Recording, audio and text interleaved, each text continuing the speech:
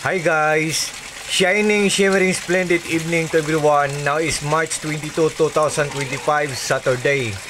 As you can see guys, andito ako ngayon sa koi fish pond ko and it's dinner time na nila ngayon. So magpapakain tayo sa mga koi fishes ko guys. So what are we waiting for guys? Without further ado, let's do it guys. Papakainin natin sila guys ha.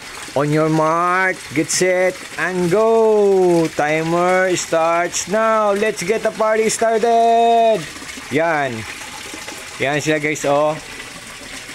Yan ang mga koi fishes ko guys. Honestly talaga, pag wala akong ginagawa guys, dito talaga ako nagtatambay. Kasi parang binibigyan ako nila ng peace of mind. At saka parang makahinga ako ng malalim dito. Para bang ang term guys, yung breathtaking. Parang ganun sila guys. At very friendly sila ng mga fishes guys. Ng mga koi fishes. Very friendly sila ng mga pets. Ng mga koi fishes. And one more thing guys, ang mga koi fishes guys, believe me or not guys, maniwala kayo or sa hindi, stress reliever sila, gradually or dahan-dahan lang kinukuha ang mga stress natin. At the same time, fortune din sila or lucky charm din sila. Nagbibigay din sila ng swerte sa atin.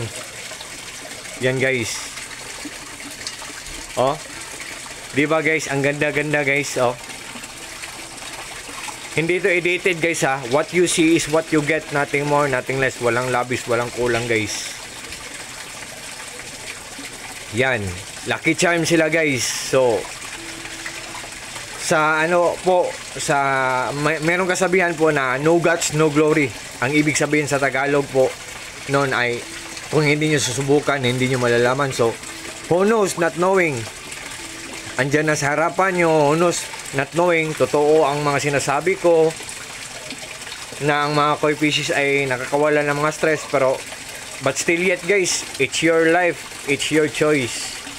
Buhay nyo yan, desisyon nyo yan. So, kayo na ang magdesisyon guys. Pero para sa akin guys, ang ganda talaga nila guys.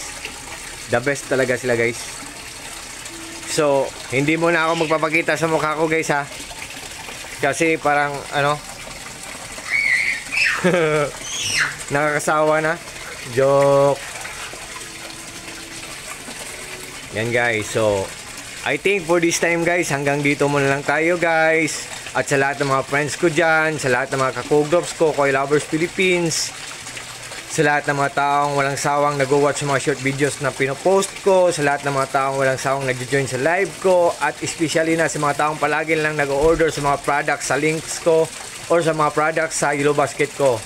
Sa inyong lahat guys, thank you so much sa inyong lahat. Maraming salamat sa inyong lahat. Take care po tayong lahat at God bless po sa atong lahat.